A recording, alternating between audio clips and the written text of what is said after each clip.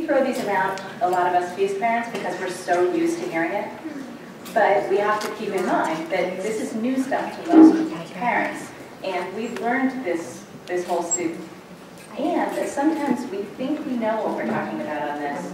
And we have to kind of go back and make sure we do. Because those of us who have become advocates and we're out there talking to people about these things, we need to be accurate and not just advocates. So I'm really excited that Mark was willing to talk about this and that we not just reinforce what we think we know about these things, but really hear about it. Thank you, Laura. So Stephanie is going to work on getting the slideshow working. It's not? We can't quite, the machine is not showing anything up there. Maybe Laura will also work on it. So I'm going to start off, I'll just do a little introduction, the who am I introduction. And for those who remember, I'm not just the president of the Hair Club for Men, I'm also a member. Mark Warren, I'm a psychiatrist. I run a treatment center for eating disorders with Lucine Wisniewski. I also had anorexia when I was a teenager. I have a whole talk on that, by the way, that I give, which I'm not going to give today. That talk is entitled "Fed by the Woman Who Loved Me." And I can't get past that moment every time. I basically, my wife, I've now been with her for 37 years, found me and fed me. And I don't know what would have happened to me if she had not done that. Kelsey's story yesterday about Dennis, did you rang true for me? I gave another talk in which I'll be doing next week on the question of can men feed women the way women feed men? And I don't know the answer to that. But to hear that Dennis had Kelsey that way really made my heart sing tonight. That was great. I also wanted to mention, by the way, I get healed by telling my own story. For me, doing this is good for me. So I hope you guys get something out of this. But I always get something out of it. There's 3 other professionals I just want to thank. I think one is in the room, Doug Bonnell, Beth McGilly, Carolyn Costin. I think Carolyn's not here anymore, who provided forums and encouragement for me to start speaking. And that has been critical to me. FET wasn't around when I was a kid. I'm really sad that it wasn't. I know my parents would have fed me. I know they would have done it gladly. And for all of you who are suffering with kids who are angry, with kids who come back at you, I would have been. And I would have been so glad that you did it. I made the slides work. Based on my own experience, when we started, I started treating disorders, but I did not treat eating disorders until about 12 years ago. And I waited until I was really, really way out of it, way past it. I met Lucine Wisniewski. We founded Cleveland Center for Eating Disorders. Lucine, most of you probably don't know, is the best clinician I've ever met. Knows more about treating eating disorders than anyone I've ever known, and meeting her was another very lucky break that I had. We decided to devote our center to evidence-based practice, to only doing what was truly based in the literature. All I personally knew was that I'd suffered, and I didn't want other people to suffer the way that I had. I also parenthetically want to say I had a spectacularly good life. And again, for those who are wondering, what will happen to my child? Where will this lead them? It will not lead them necessarily to pain and misery, anyway, anything else. But it could lead them to joy and wonder, and it could lead them to absolute better life than they ever dreamed possible.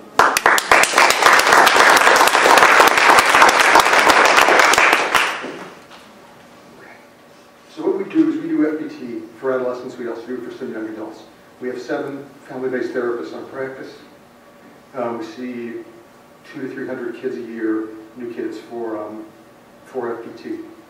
Our clinical work certainly confirms what the research work shows.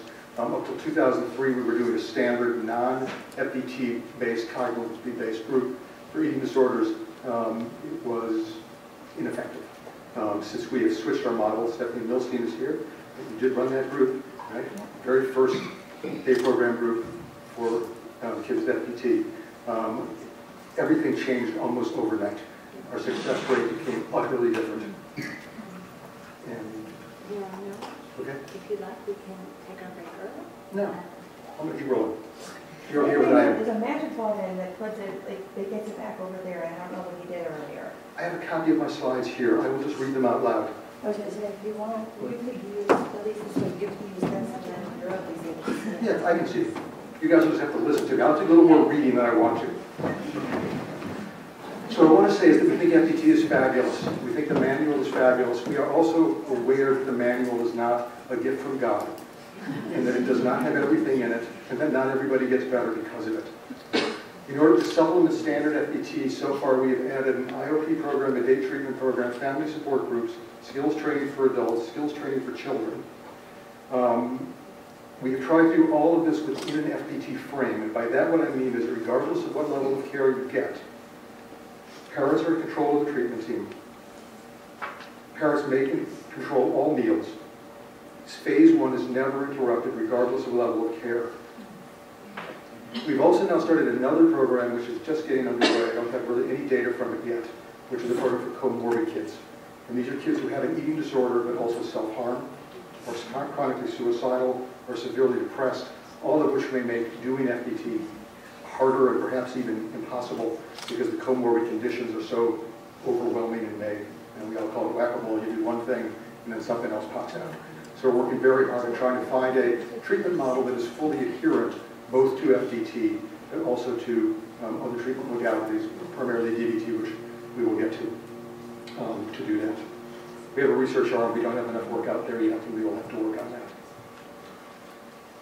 So I want to make one aside. I'm going to talk about evidence-based care here. I don't want to imply that nothing else works. I don't want to imply that your child or you or me could get better without evidence-based care. I got better before evidence-based care existed. So I'm going to talk about evidence-based care as the topic of this talk. But I just want to be real clear. This is not an intention to diminish anyone else's personal or family experience. And there's not slides. So this is a quote from Max Planck. And I'm going to keep looking down, I hope you don't mind. Max Planck said, people know who Max Planck is? He was inventor of quantum theory. He won the Nobel Prize in Physics. For all of you who are depressed that it's hard to find treatment, what he said is, truth never triumphs. Its opponents just die out. And it's just true. It's true everywhere. This is true because people have careers at stake. People are surprised by findings and don't want to accept them. There's money at stake in every level of this treatment system. People have tremendous difficulties with change. When you add these things together, it is hard to make progress. It's not just here, of course.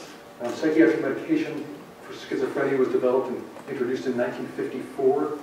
The first time there was a non-psychoanalyst at the head of a major university psychiatric department was 22 years later, 1976. Ulcers, we know they're caused by bacteria. We've known that now for over 30 years. It's only been standard of care. Treat them that way for 5 years. Hand washing. People used to go directly from morgues, doing autopsies to delivering babies. It took 25, 30 years for people to stop doing that after they knew what the germ theory was. And if you want to look in different areas outside of healthcare, look at climate change. There's a notion in science. It's called Neuropsychology. I'm going to get all philosophical. Okay, I have to actually read this word for word. It goes, philosophical naturalists often appeal to the metaphor of Neurop's boat, named after the philosopher who developed it. The notion is that our situation as acquirers, according to the world around us, is that we are like sailors who must build their ship while we are at sea. We do not have the option of abandoning the ship and rebuilding it from scratch.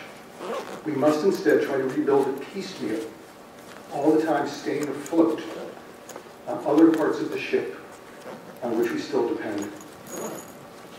In this sense, we are at sea. We are always at sea.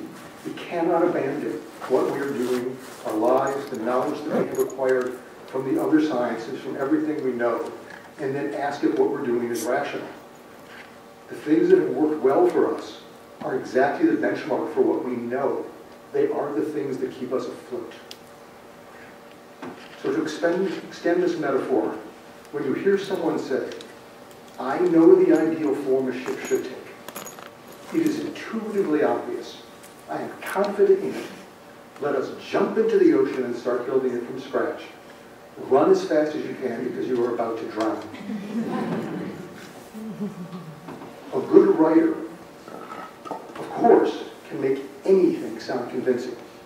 And that's particularly true if they're spinning a tale that you want to believe. But these tales, when they are contradicted by the bulk of data, are typically wrong and must be treated with immense suspicion. So we're going to go to science. Evidence-based care is a standard of care. I just want to define what it is. It means that studies have been done. It means that studies show the superiority of this treatment. It is not anecdotal data. It is not about clinical experience. Clinical experience is helpful, but it is not science. It must be measurable, and it cannot be a theory. By the way, what I'm going to do is I'm just going to send these slides out to everyone. Okay.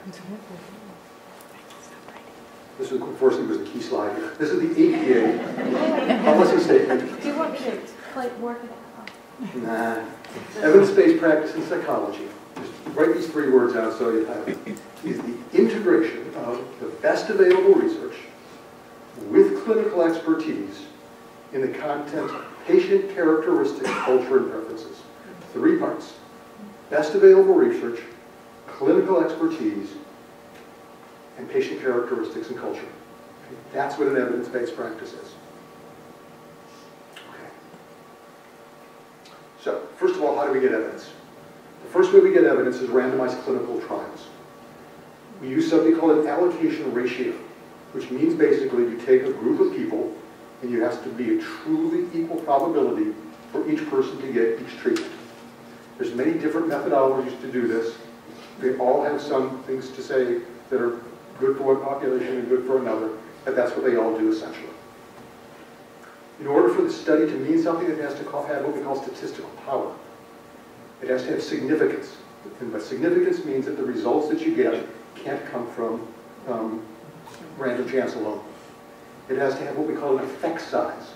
The difference between the 2 treatments being studied has to be big enough to matter. 20 versus 24% usually isn't. 20 versus 60 would be.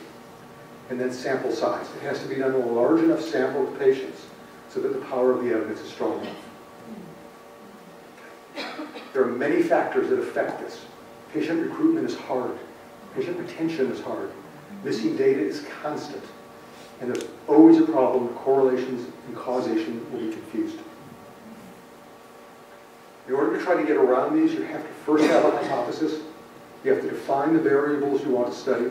You have to prioritize what those variables will be in terms of which you think are most important. You have to define what instrument you're going to use to measure the outcome, and then you have to train researchers in quality clinical care and in the excellence of data analysis. If all of these things are not done, the research is not valid. There are some things about research in children and adolescents that make it both easier and harder. It's much easier to recruit in children because the parents are very interested in it. There's much less dropout because parents will get their kids to the treatment. One of the reasons we have decent research on family-based therapy is in fact because it's family-based and families are interested in it. There is a lack of individual therapy treatment research. It just really doesn't exist very well. It's hard to do. There's almost no pharmacology research. And in almost no study of treatment of eating disorders in children has the question of medical safety been actually studied. Now, once you actually have a good research piece, you actually show something that's reasonable, but then is the next question you have to answer. That question is, how generalizable is the research findings? Do they only exist in the lab, or can they be used in the community? Secondly, you have the issue of therapist training. How do therapists actually learn to use the research that you've developed? And the third is, what modifications do I need to make to get from the research laboratory to the clinical practice? Okay, does that make sense? So that is roughly number 1, best available research. So I want to now talk about clinical expertise. Oh, this is going to be hard now. Okay, so anorexia. Let's just take the first line of the DSM diagnosis, which is refusal to maintain minimum body weight. Okay. That's what they have to have. You don't have that, you cannot meet criteria for anorexia. It's the number 1 criteria. Okay. Now, what does our clinical expertise tell us about how to evaluate refusal to maintain body weight at or above a minimally normal weight for age and height? That is less than 85% is expected in adolescence, right? That's what the DSM says. Well, clinical expertise says that may not be a very good criteria. It may be a terrific research criteria. If you're a researcher, what you're saying is current weight divided by ideal weight times 100 is less than 85. Okay? Or you can say you're in the 50th percentile for height and age and gender based as a proxy for an ideal. Or you could take the NH norms, it's 1973. Or you could say that the percent ideal body weight, less than 85% of weight, corresponding to the 50% percentage BMI for age. I'm going through these quickly. You can see these are what researchers have to use to do their research. Okay? Using, therefore, the BMI standards in research, BMI, they say BMI must be equal or below 18.5. That's what the research says. BMI for age must be equal or below 5%. Do you want to take this? Give me a second.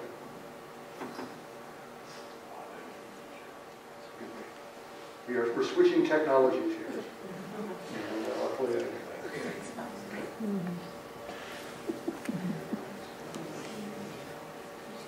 You'll be happy I did. We'll get this together in a second. Good. Okay. Great. Take it. Okay. The trouble, though, is that in real life, in the clinical world, we use growth charts. Okay, what's the first, everybody that you go to see, right, says, get me your kids' growth charts. Okay. So that's what clinicians' expertise is. It's utterly different than what the researchers used in the first place for the most basic criteria of anorexia, which is refusal to maintain minimum body weight. Our expertise is in growth charts. There's lots of growth charts, right? We have the height to weight one, we have the body mass index for age, there's lots of different things that we have. So that's as clinicians what we use. In the clinical world, we're much more interested, certainly you are for your kids or for you, in what we call a healthy state. You're not really interested in what a healthy weight is. It doesn't really mean anything, a healthy weight. The term itself, which of course, in the obesity world, this is even worse, the notion that there is such a thing called a healthy weight is in fact a ridiculous notion. The notion that you can pick a number and say that is a healthy number for my body weight to be actually makes no sense. Right? Does that make any real sense? Of course not. So clinical experience says that we can try to predict goal weight based on some sort of chart, but it doesn't mean we're going to be right. There's a fairly high chance we're going to be very wrong. Clinical experience says that if you get to that number, it doesn't mean your work is done. It says that individual characteristics are unbelievably determinative. And also, when you go to see your pediatrician, it says that because they're getting 35 pieces of literature a week on obesity, then their judgment's going to be distorted. And Debbie is here, and she can tell you what it's like in a pediatrician's office. It's bizarre what they put up with. So we have a situation where researchers don't use growth charts. They can't standardize them. They can't get them. They're not designed for research. But clinically, it's the most important thing we have. I want to say two things that, by the way, clinical expertise doesn't mean. Number one, it doesn't mean that experience matters more than research. And it doesn't mean that I can build my own boat.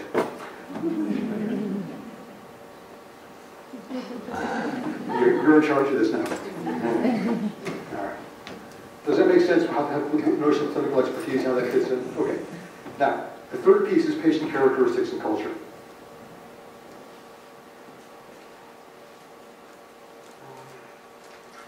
In treating eating disorders in adolescence, what's the culture? Right? The culture is family. Family is the primary cultural component for any child. It doesn't matter what culture they're from. It doesn't matter who they are. That is their primary cultural context. Family is where the treatment will happen. Family is where the recovery will be recognized. Therefore, choosing a therapy, particularly with an adolescent, means trying to choose a therapy based on the culture of that family. This is how family-based therapy comes to be. Everyone has their own history of how things come to be. I'm going to give my own little bitty history of the history of family therapy. Okay, in the 1980s and 90s, this gets worse, not better. You have two choices for treatment, right? You can try to keep a child at home and have them be an outpatient therapy, in which case they wouldn't get better and they'd lose weight and end up hospitalized. Or you could send them off to a treatment center where they would be force-fed, gain weight, come home and relapse. So those are sort of your two basic options. Neither of them are very attractive, and most families who are trying very hard to help a child would end up bouncing back and forth between those two options, trying to find the right therapist. Many people would advertise them at that, then trying to find the right treatment center. But the problem is that neither of those really work. So what Mawsey therapy basically says is we have to take those two things and combine them together. We have to take that residential treatment setting and move it inside your house, which is very difficult to do, as many people should experience. On the other hand, it's the only thing anyone has ever come up with that addresses this issue. Okay? And the issue is getting better in an eating disorder center. And by the way, I'm not trying to put down eating disorder residential centers. I utilize them all the time in my own clinical work. But it's not culturally correct. Okay? It's not the cultural context that your child is going to live in. It doesn't create a generalizable system for them that they can then utilize what they have once they get home. And that's because in order to do evidence-based care, it's very hard to do in that setting. Debbie referred to this morning. Get someone out of the hospital as quickly as possible so that you can get them into FBT. Because you can only do certain things in the hospital. You can't actually recover while you're there. Everybody here know exactly how to do Mawsey therapy? Can I make an assumption that everybody knows phase 1, phase 2, phase 3?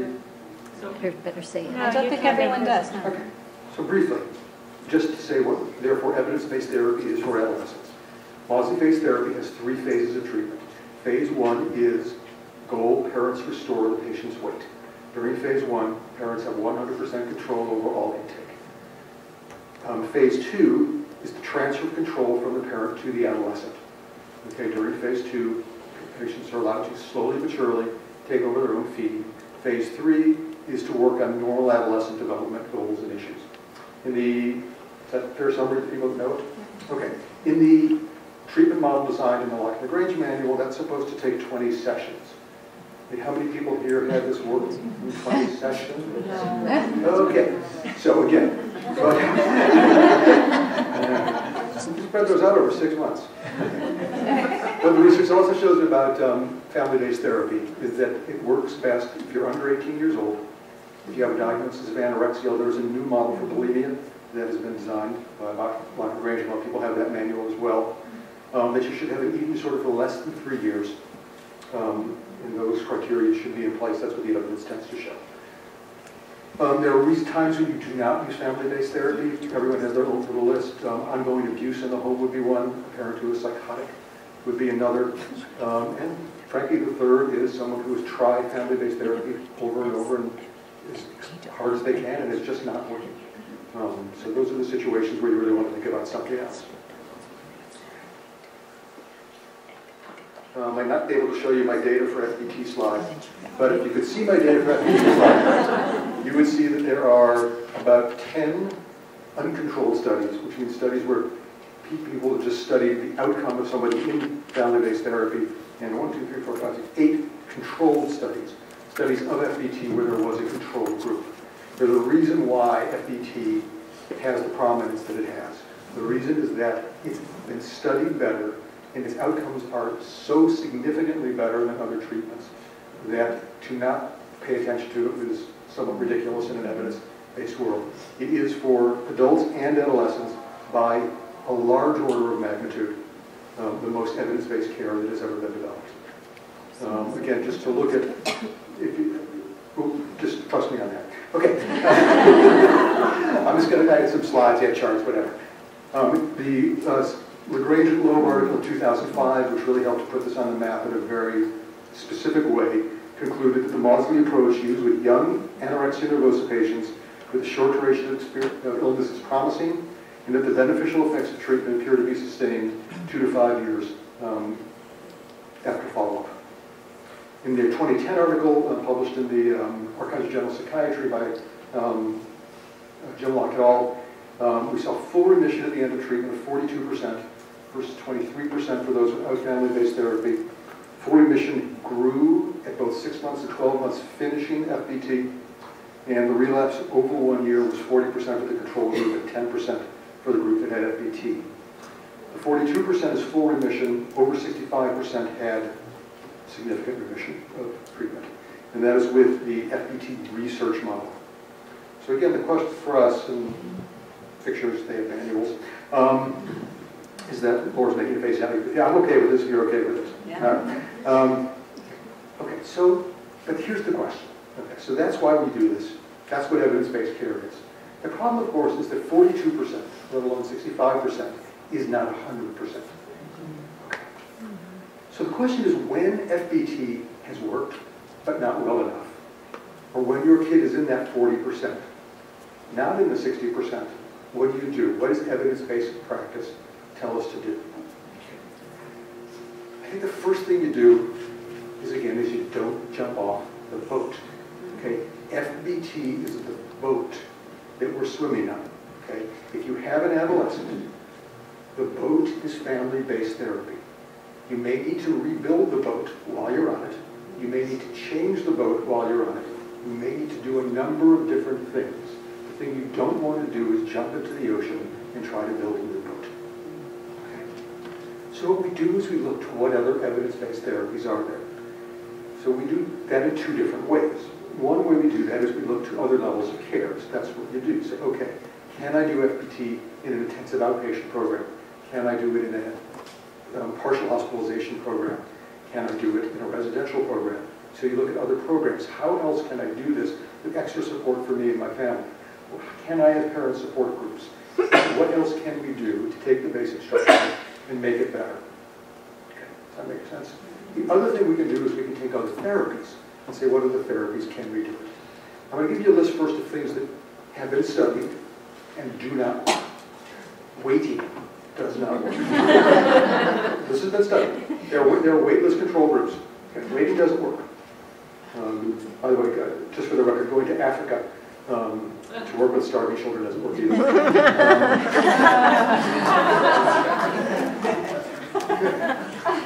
Individual therapy for weight gain does not work. Okay. Love without weight gain does not work. Understanding things better does not work. Explaining things better does not work. Making statements about how good you look does not work. Making statements about how bad you look does not work. Making any kind of comparison to another human being does not work. Okay. These things have all been tried. There are a certain group of things that do work. Sort of. The other things that have been looked at are cognitive behavioral therapy, interpersonal psychotherapy, IPT, and dialectical behavior therapy. Anyone in this room ever heard of interpersonal psychotherapy, IPT? Really? Okay. Okay, anyone here ever had it? Okay, almost no one does it. So I'm just going to cut it out of this lecture. Never been studied in kids. There are some people that find it's helpful in adults. It's something that needs more practice, more clinical practice before I would feel comfortable talking much about it. CBT was the first thing to be developed for any eating disorder. It was shown to be superior to weightless controls, antidepressant drugs, supportive psychotherapy, focal psychotherapy, pure behavioral therapy, or exposure response prevention. The basic model of CBT, however, was developed for bulimia, not for anorexia. And the basic model is, which was developed by Fairburn in the early 1990s, was low self-esteem, leads to extreme concerns about shape and weight, leads to strict dieting, leads to binge eating, leads to self-induced vomiting, leads to low self-esteem, leads to extreme concerns about size and weight, and so on, a circle like that. So the early CBT idea was to try to interrupt that cycle. It was clearly the treatment of choice in 1993 when it came out. The problem is it didn't have any research support for anorexia. It was not necessary, it wasn't really sufficient in almost anybody. And it tends, as all CBT tends to work best with unwanted issues. Purging it works well with, depression it works well with. We're getting so close here.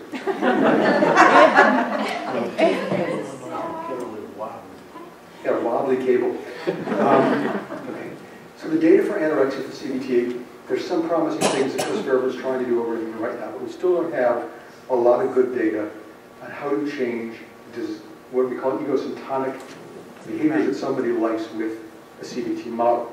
In other words, CBT is often experienced by someone as a hand on their back, trying to push them over a hill. If you are depressed, it's a wonderful experience to have somebody put their hand on your back and try to push you over a hill. Okay. If you have an eating disorder, it doesn't feel so good.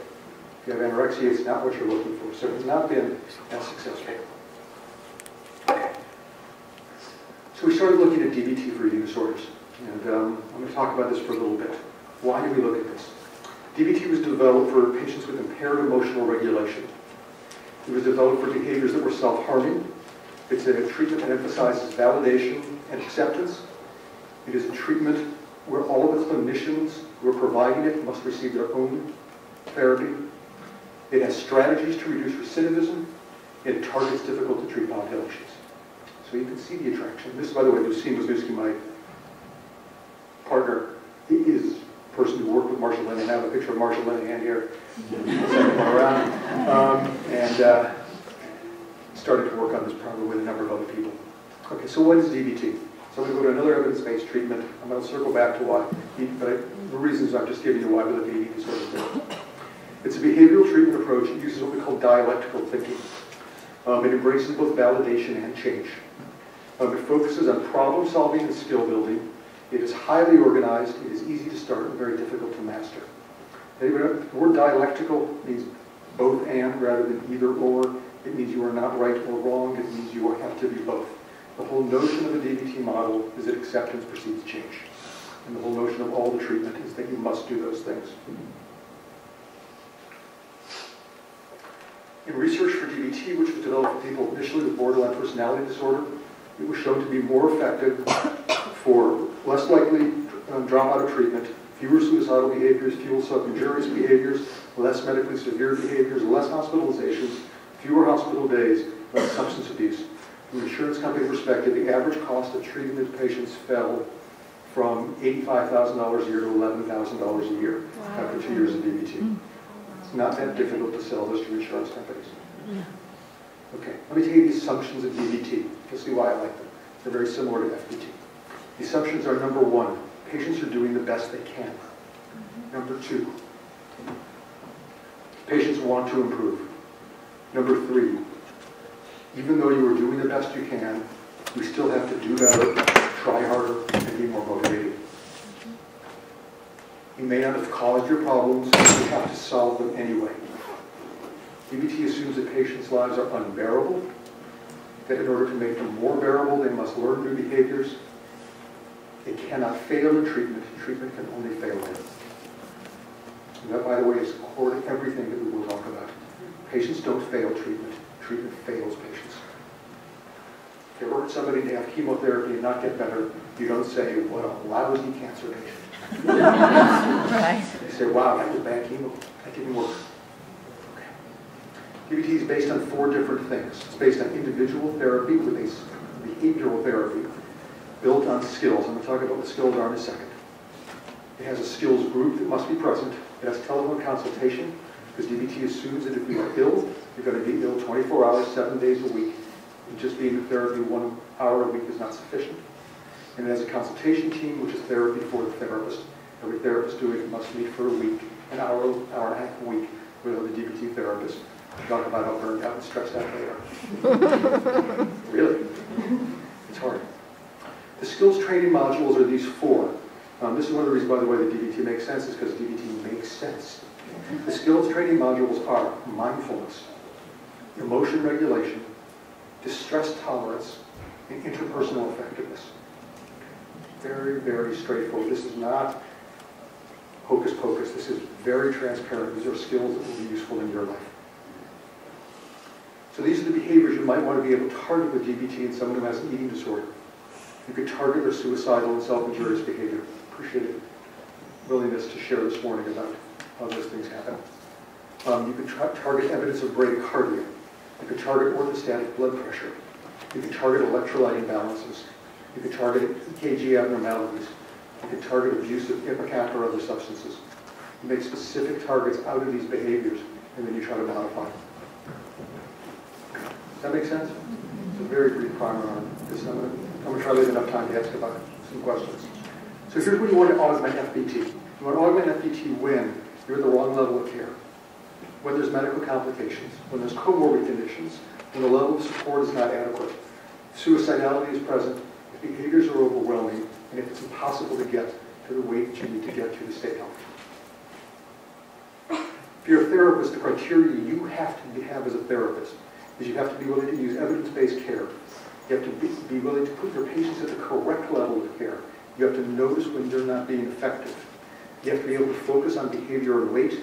You have to embed yourself in a treatment system that can respond. Therapists sitting by themselves in an office have a very hard time. You have to be embedded in a functional system to be a functional therapist. I am only as good a doctor as the system that I'm part of.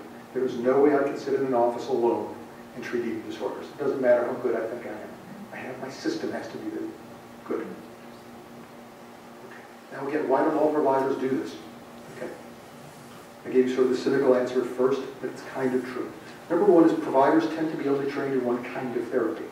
That's how people think of themselves. I'm this kind of therapist, I'm that kind of therapist. And if evidence comes out that there's a better kind of therapy, and they don't get trained in it, they're not going to know how to do it. Okay. I had to train in DBT when I was 45. I trained in FPT when I was 50. You have to be willing to keep getting educated if you're going to be a good therapist. Second is lack of adherence. People learn a little bit. They go to a one-day workshop. I go, oh, that was very interesting, and then they go back. They don't know what they're doing. Lack of adherence. Third is bias. Therapists have bias. They have beliefs. They think you should go to Africa. I'm sure you've all run into therapists who have biases. And fourth is over-reliance on their own experience. All people do it. Nobody does it to hurt anybody. Nobody does it because, but you know, I've seen a lot of people with this, and this is what helps. No. Your experience is not a good measure of what helps. That's what science is for. Again, all evidence-based therapies at this point have manuals. Okay? Manuals are important. We used to not like manuals in therapy. It meant that we weren't free, we weren't using our minds, we weren't creative, wonderful, powerful therapists. The egos of therapists can be fairly high. Trust me, having a manual does not make therapy a cookbook. It really helps the therapist. And you're sitting and you're going, what am I doing? And then you pull out your manual and you go, oh yeah, right, that's what I'm working on now. Every therapy should be comprehensible to the provider, the patient, and the patient and the family. Everything should be comprehensible.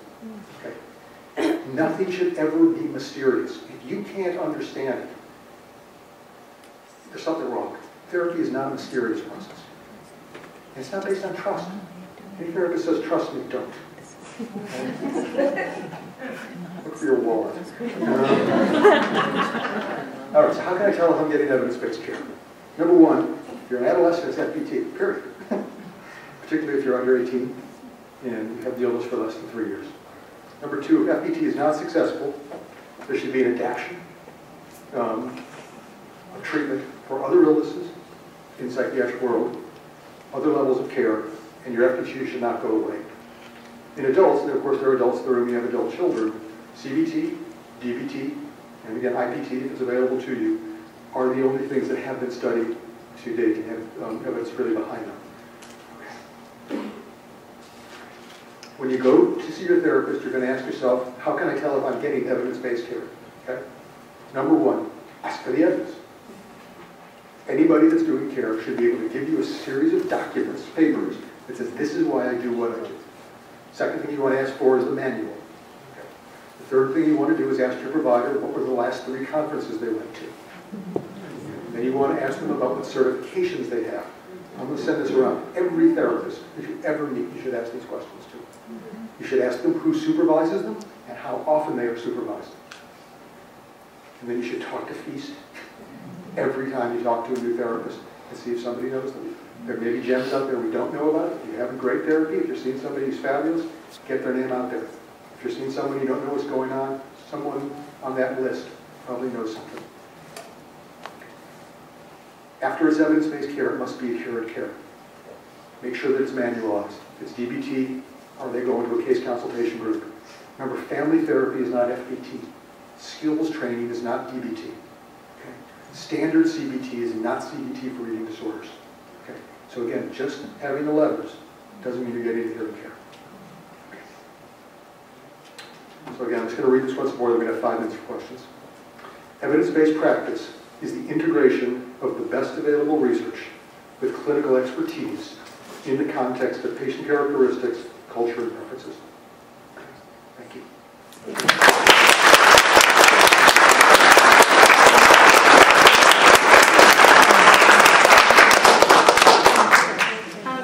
I hope you don't mind, but because we've had this little snafu, I'd like to give some extra time for Mark to be able to talk. Yes. I'll need questions to do that. Start with there. I have a question about response to intervention. So when you're talking about evidence-based practices, when you're talking about it in the field of reading,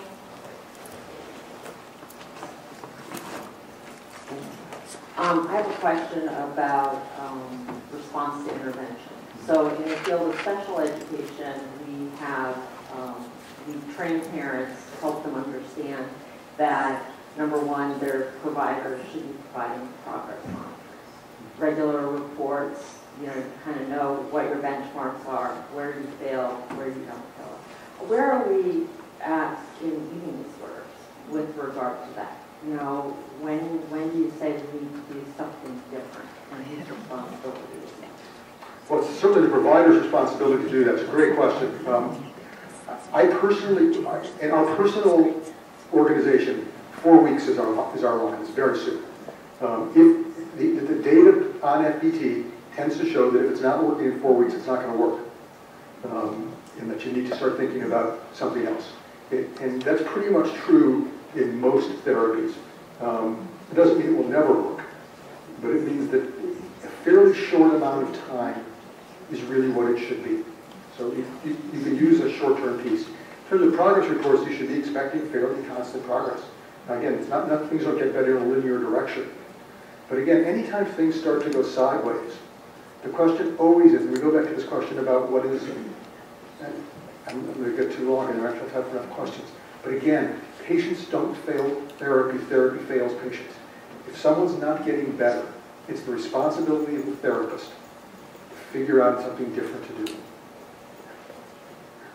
When you said 4 weeks, it doesn't work within when you said 4 weeks is the benchmark, what do you mean that works in 4 weeks? If there's beginning improvement or? Yeah, I'd say beginning improvement is what I'm saying. Some sense that things are moving in the right direction. Again, 4 weeks is just a number. What I'm saying is, don't wait. If things are going downhill and you're doing something that was supposed to be working and it's not, okay, it's just not working. It doesn't mean anybody's done a bad job. It just means it's not working.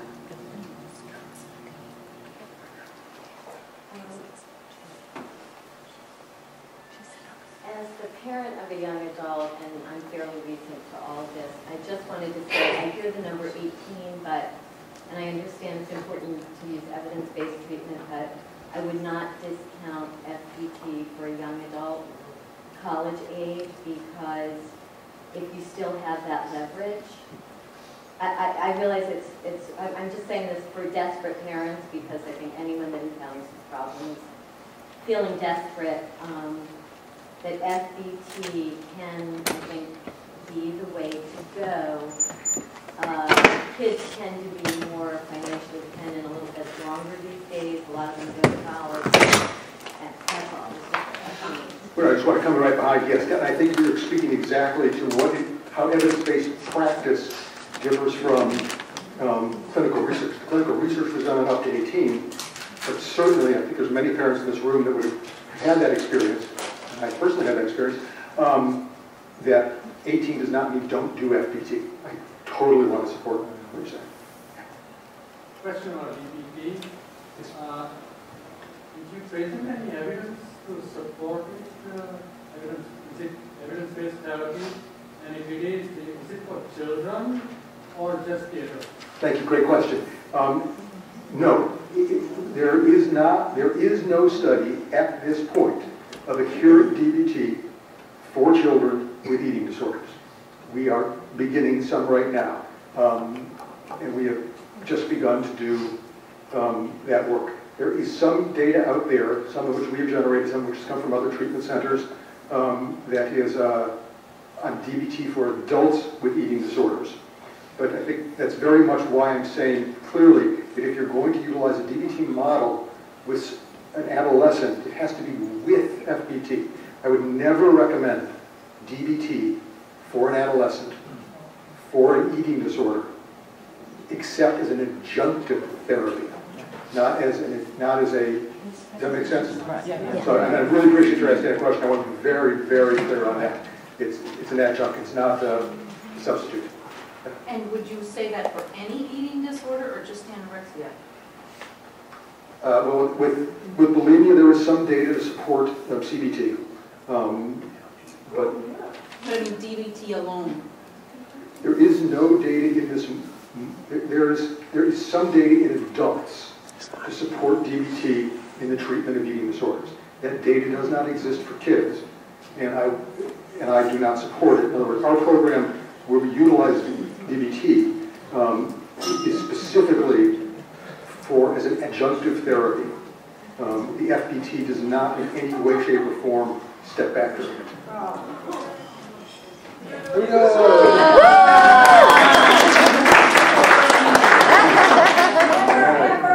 give up.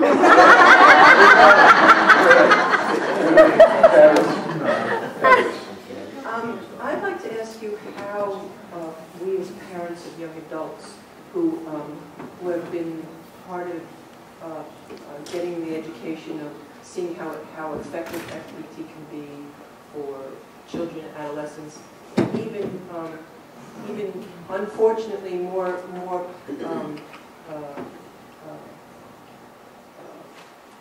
I lost the word, but pioneered by parents without the help of professionals to get professionals to help us as parents of young adults get that kind of care on some level, right away.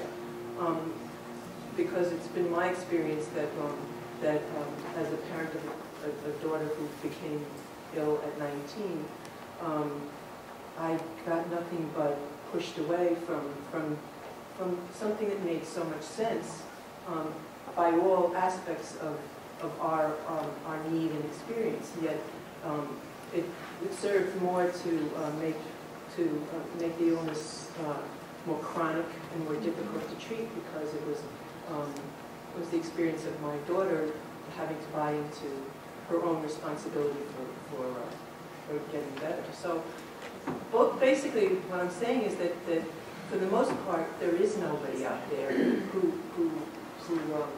or very little out there that is helping us as parents of young adults find the kind of care that, depending on any level that you might find us needing, whether it's family-based as an outpatient or family-based as a intensive, partial hospitalization, or even inpatient, if that be the case. How do we as parents advocate for being involved and a important part of the team, because our kids are going to have to come home and we're going to have to be supported, more long term than whatever treatment modality is taking them in initially?